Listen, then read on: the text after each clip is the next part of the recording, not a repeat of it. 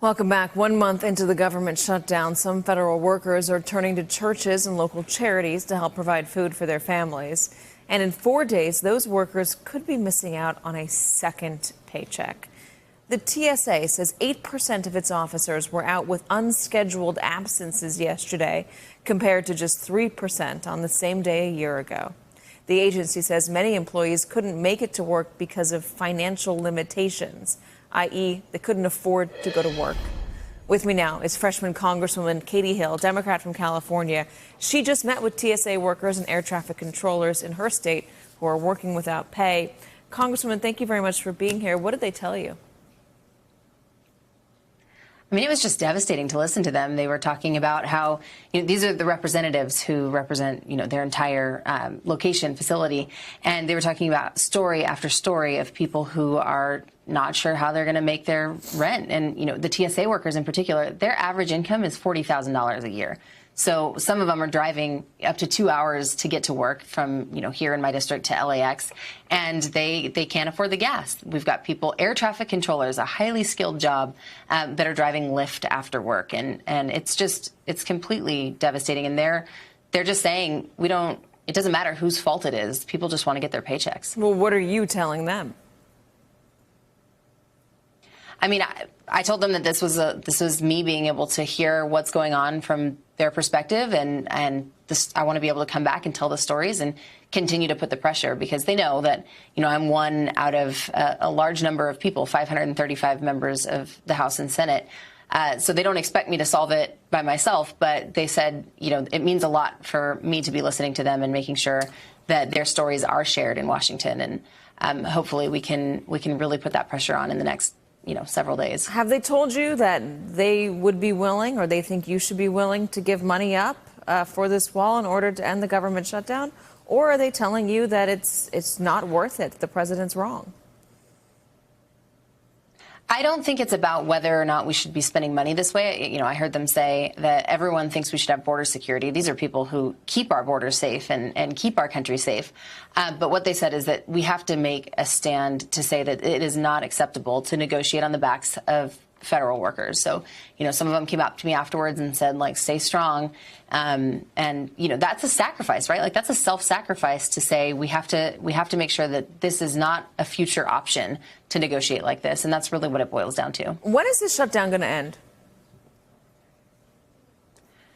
That's a great question. I think the shutdown ends when enough people put the pressure on Mitch McConnell and on the vulnerable senators that are going to be up for re-election in 2020, so that they know that if they don't open this, if they don't agree to something soon, they are losing people who in many cases have been lifelong Republicans, who have been, solid supporters, but who see this as using them, who have nothing to do with the argument over border security or around immigration.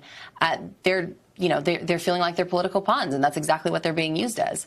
You're in a unique position right now. The Democrats are in a unique position. The president's not budging from his demand for the money, which could mean that Democrats can ask for any host or any number of things in order to reopen the government. Is there a wish list, a dream wish list that the Democrats have been compiling to offer the president in exchange for some more money for a wall?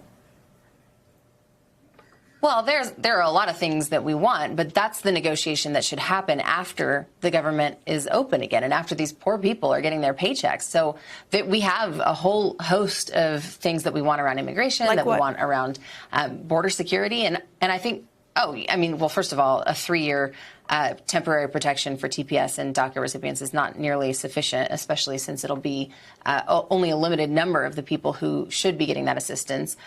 So we want real protections for DACA and TPS recipients. Moving towards the path to citizenship is, of course, the ideal. But at the end of the day, it doesn't really matter what we want until we can actually go into a meaningful negotiation process that isn't using these people at the helm. So what I'm proposing, and what many of my colleagues are proposing, is that you reopen the government and let's have a blue ribbon panel. I know we haven't had one of those in a little while, that can help us come to a meaningful end here. And there's there is a lot of common ground. I mean, you've seen the president's language change. He's not calling it even a wall anymore. He's saying physical barriers in some places, which is the same thing that a lot of Democrats are saying. And I think that means that there is this room for us to come to common ground.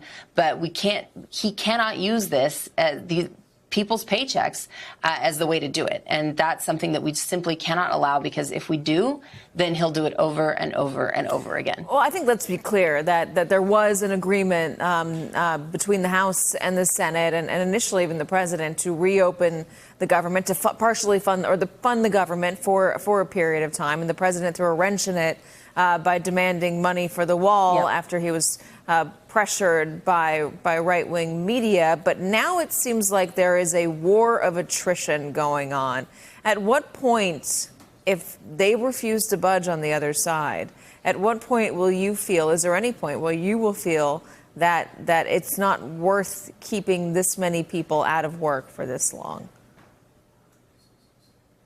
I mean, that's a great question, because the Democrats, like we've shown over and over again, that we actually care about these people, right? And so to look them in the eye and say, we're holding strong and, doing what we believe is the right thing for the long term, but in the meantime, they don't know how they're going to make their mortgage payments. Yeah, that's a really, really tough thing to do. And I guess it's easier when you're a Republican who's not coming home to your district and just doesn't really care. So I think where I'm at with this is that we have to find other ways of helping people. We need to look to our state and local government agencies to see what they can do to help pick this up in the meantime, because I think there's really broad agreement, regardless of your party preference, that we should not be having these kinds of shutdowns as the way to negotiate anything, let alone something that has nothing to do with these federal workers. It's not like this is an argument about how much they should get paid.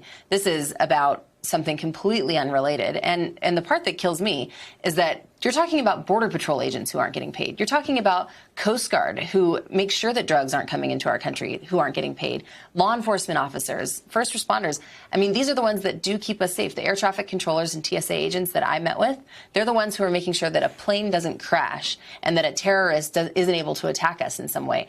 And we're not paying them. They're going to stop showing up to work. So I think that, we have to make sure that this message is getting across, that this isn't about just individual people's lives. It's about the safety of our country, and it's about making sure that this is not the way that any sane government should operate.